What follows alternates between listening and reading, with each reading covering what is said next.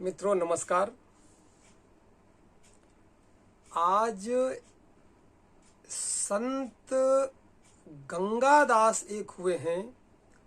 उत्तर प्रदेश में एक जनपद है हापुड़। हापुड़ में एक स्थान है कुचेसर। कुचेसर में संत हुए हैं गंगादास। ये लक्ष्मीबाई के गुरु थे। संत गंगादास निराकार उपासक थे और इन्होंने बहुत ही सूफियाना गीत लिखे हैं। इसमें एक निराकार का सूफियाना गीत है, आप लोगों को बहुत पसंद आ जाएगा। जो ध्यान मार्ग के, कुंडलिनी मार्ग के पथ पर चलने वाले साधक हैं। अर्थ इसका बताएंगे बाद में, पहले आप लोग गैस करिएगा अर्थ क्या है। आज शिव से मुलाकात कराएंगे। शिव की चेतना कहाँ रहती है इसके विषय में चर्चा करेंगे। शिव का एक नाम अविनाशी भी है, ये आप सभी लोग जानते हैं। तो शिव की तलाश पर यह पूरा का पूरा सूफियाना भजन लिखा गया है। कर तलाश तन कैलाश में, दर्शन ले अविनाशी का हरि। कर तलाश तन कैलाश में, दर्शन ले अविनाशी का।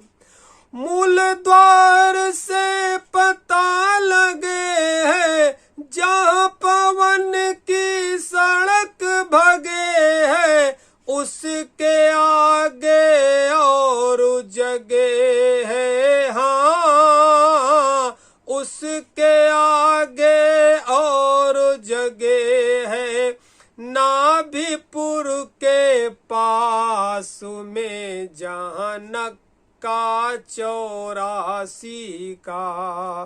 कर तलाश तन कैलाश में, दर्शन ले अविनाशी का। तीन नगर आगे आते हैं, तीन नगर आगे आते हैं। जहाँ पे ठगिया ठग खाते हैं, फिर प्रयागपुर में जाते हैं, हाँ फिर प्रयागपुर में जाते हैं। बह धारा तीन आकाश में, बड़ा किला है कैलाशी का। कर तलाश तन कैलाश में, दर्शन ले अविनाशी का। गंगा जमुना सरस्वती का, गंगा जमुना सरस्वती का। बंधन कर निच पंच गति का। आगे पुरु कैलाशपति का, हाँ आगे पुरु कैलाशपति का। देख के आया खासु में, डेरा घट घट वासी का। कर तलाश तन कैलाश में, दर्शन ले अविनाशी का। मंदाकिनी में कर ले बंधन, मंदाकिनी में कर ले बंधन। फिर भेटे तुझे देव निरंजन। गंगादास सर्व दुख भंजन, हाँ गंगादास सर्व दुख भंजन। लगा रहे उसी की आसु में, खटका मिट जम फांसी का। कर तलाश तन कैलाश में, दर्शन ले अविनाशी का हरि। ये था गंगादास का भजन सूफियाना गीत। इसमें आपने देखा होगा कि कुछ ऐसी चीजें हैं जो हमारे पुराणों में लिखी हुई हैं, जैसे संगम, मूलाधार चक्र, कैलाश पर्वत, सहस्त्रार्थ चक्र। तो इसका अर्थ क्या हुआ? कर तलाश तन कैलाश में दर्शन ले अविनाशी का, यानी अविनाशी जो शंकर जी हैं इसी शरीर में कैलाश में निवास करते हैं। अभी तक आप लोगों को जो कैलाश पता होगा वो कैलाश पता होगा कैलाश पर्वत, कि कैलाश पर्वत में शिव जी रहते हैं। वो प्रतीक शास्त्र है पुराणों का, पुराणे इतिहास नहीं है। पुराणे एक संकेत है आपको इसी बॉडी के अंदर ईश्वर के तत्व को जो खोजने की आवश्यकता है इसी के अंदर है। पूरा का पूरा कैलाश इसी के अंदर है, पूरा का पूरा पुराण इसी के अंदर भरा है। छोटी सी मिसाल मैं आपसे कहूं कि शंकर जी कहाँ रहते हैं तो आप कहेंगे कैलाश पर, और मैं पूछूं कि कैलाश कहाँ है तो आप कहेंगे पृथ्वी पर है। मैं कहूं कि जब पृथ्वी नहीं थी तब शंकर जी कहाँ रहते थे, किस जगह रहते थे? क्योंकि पृथ्वी तो अभी कल की बनी है।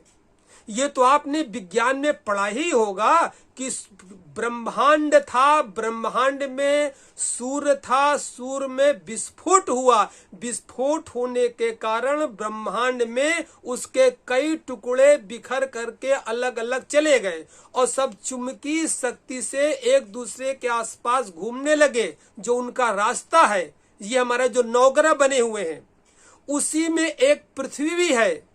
तो वायु चली, पानी आया, हवा आई, धीरे धीरे इसे ठंडी हुई, ठंडी होने के बाद इसमें जीवन आया, तब जाकर के वहां जीवन पृथ्वी के अंदर संचालन हुआ और उसी पृथ्वी के अंदर कैलाश है।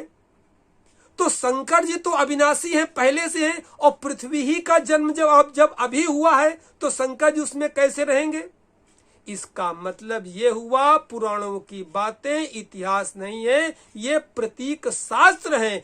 ये सारी धर्म की बातों को किसी योग्य गुरु से समझना पड़ेगा, तब जाकर के धर्म की अध्यात्म की गुलथी सुलझेगी, वरना जीवन भर भ्रम में पड़े रहेंगे कि शंकर जी कैलाश में रहते हैं। कर तलाश तन कैलाश में, कर तलाश तन कैलाश में दर्शन ले अविनाशी का, यानी जो हमारा ये सहस्त्रार्थ चक्र है, इस चक्र पे अपनी चेतना को, अपनी कुंडलनी ऊर्जा को उठा करके जब यहाँ लाएंगे तो मुझे शिव तत्व का अनुभव होगा। अभी हमारी कुंडलनी शक्ति मूलाधार चक्र में जो रीढ़ की सबसे नीचे है वहां पर सुप्त पड़ी हुई है। उस सुप्त को जगाना है, फिर उसका उत्थान करना है, उत्थान करने के बाद यहाँ पहुंचाना है, तब शिव तत्व का अनुभव होगा, तब परमात्मा का बोध होगा, परमात्मा का अनुभव होगा। तो कर तलाश तन कैलाश में दर्शन ले अविनाशी का। अब कैसे? मूल द्वार से पता चले हैं। मूल द्वार माने मूलाधार चक्र, मूल द्वार से पता चले है जहां पवन की सड़क भगे है। ये पवन की सड़क का मतलब क्या हुआ? श्वास। सारी की सारी मेरी अजपा जप में आप देखा होगा पूरा का पूरा सिद्धांत श्वास का है। संसार में कोई भी ध्यान की विधि हो इससे अलग हट करके नहीं है। सारी की सारी ध्यान की विधियां इसी के ऊपर डिपेंड हैं, श्वास के ऊपर। चाहे भगवान बुद्ध की विपश्यना हो, चाहे कबीर का नाम जप हो, चाहे महावीर भगवान का श्वास प्रेक्षा ध्यान हो, और चाहे इस समय वर्तमान में जो वो गुरु परंपरा में इतने पंथ चल रहे उनकी भी ध्यान की विधियां सारी की सारी श्वास के ऊपर ही डिपेंड है। तो मूल द्वार से पता चले है जहां पवन की सड़क भगे है, उसके आगे और जगह है नाभीपुर के पास में। नाभीपुर माने जब कुंडलनी उठ करके नाभि से यानी मणिपुर चक्र से थोड़ा नीचे आती है, इसी को नाभि चक्र कहते हैं। क्या वो नाभि चक्र, मूल द्वार से पता चले है जहां पवन की सड़क भगे है उसके आगे और जगह है नाभीपुर के पास में जहां नक्का 84 का, यानी जो 84 लाख योनियों का घूमने का मेरा सर्किल है ये मेरी नाभि से जुड़ा हुआ है। भगवान विष्णु शेष साई सैया पर क्षीर सागर में सो रहे हैं। प्रतीक देखिएगा, उनकी नाभि से कमल निकला, कमल में बैठे हैं ब्रह्मा जी, और ब्रह्मा जी के से इस जगत की उत्पत्ति है। यानी अगर मानिए तो नाभि का मेरे संसार की उत्पत्ति में बहुत बड़ा कारण है। ये जो 84 लाख योनियां हैं इनका सारा का सारा संबंध जो है नाभि से है। मैं अपनी नाभि से पैदा हुआ, माँ की नाभि से कट के आया, वो अपनी माँ की नाभि से कट के आई, वो अपनी माँ की नाभि से कट के आई। यानी यही सारा जितने भी विश्व में जीव जंतु हैं सबका यही सिस्टम है। दृश्य या अदृश्य में कहीं डायरेक्ट न हो तो कहीं इनडायरेक्ट है। तो मूल द्वार से पता चले है जहां पवन की सड़क भगे है उसके आगे एक जगह है नाभीपुर के पास में जहां नक्का 84 का। 3 नगर आगे आते हैं, यानी मणिपुर चक्र, अनहद चक्र और विशुद्धि चक्र। 3 नगर आगे आते हैं जहां पे ठगिया ठग खाते हैं।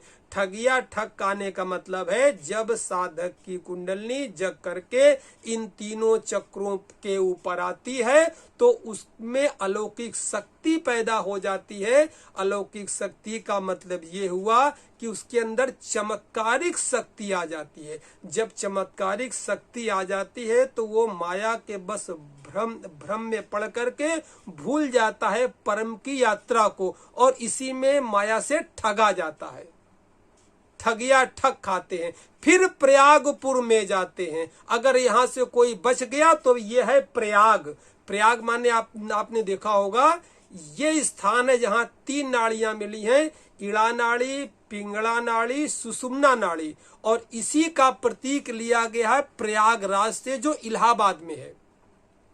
इलाहाबाद में जो प्रयागराज है उसमें जो लोग गए होंगे उनमें देखा होगा नदी, गंगा नदी सफेद रंग की है, यमुना नदी काले रंग की है। दोनों जहां मिलती हैं स्पष्ट पता चलता है। तो एक ये नाड़ी है गंगा के प्रतीक, ये नाड़ी है जमुना के प्रतीक, और जब दोनों सम चलती है सुषुम्ना वो है गुप्त सरस्वती नदी की प्रतीक। ये सारा का रहा सिंबॉलिक अर्थ है। तो 3 नगर आगे आते हैं जहां पे ठगिया ठग खाते हैं, फिर प्रयागपुर में जाते हैं, और बहे धारा 3 आकाश में, बड़ा किला है कैलाशी का। 3 धाराएं चलती हैं, इड़ा नाड़ी, पिंगला नाड़ी, सुषुम्ना नाड़ी, गंगा नदी, जमुना नदी और सरस्वती नदी। बहे धारा 3 आकाश में, बड़ा किला है कैलाशी का। तो 60 में हमने आपको बता दिया, सूक्ष्म रूप में समझा दिया। इसको डिटेल में चाहिए तो आप मेरे YouTube चैनल में जाकर के विस्तार से इसकी व्याख्या समझ सकते हैं। बड़ा प्रतीकात्मक रहस्य है, और जब तक ये प्रतीकात्मक रहस्य खुलेगा नहीं तब तक धर्म का, अध्यात्म का जो मकड़ जाल है इससे बाहर निकल नहीं पाएंगे, फंसते चले जाएंगे।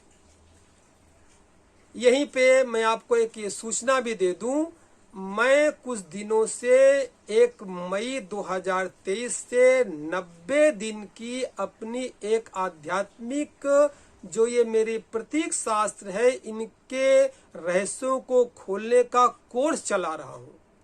तो पहले तो मैं चला रहा था फेसबुक पर। मेरे फेसबुक की आईडी है स्वामी अंतर्ध्यान।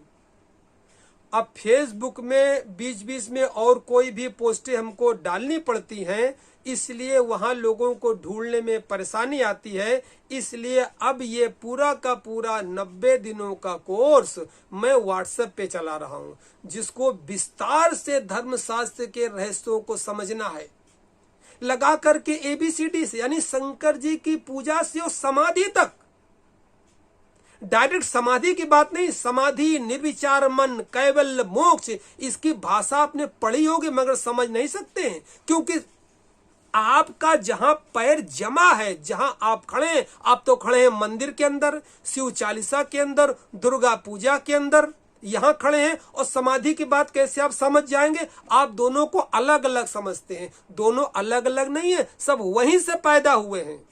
जब इस रहस्य को समझेंगे तब समझ में आएगा कि मंदिर की जो पहली सीढ़ी है वहीं से रास्ता खुलता है समाधि के द्वार तक का। ये हमने उसमें समझाने का प्रयास किया है।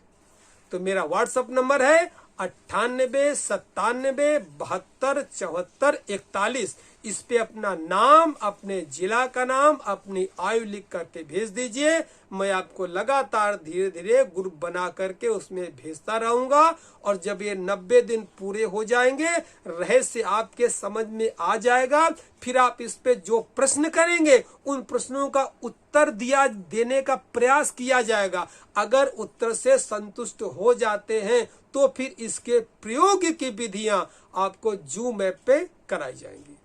धन्यवाद, नमस्कार। फिर मिलते हैं किसी सूफियाना गीत के साथ।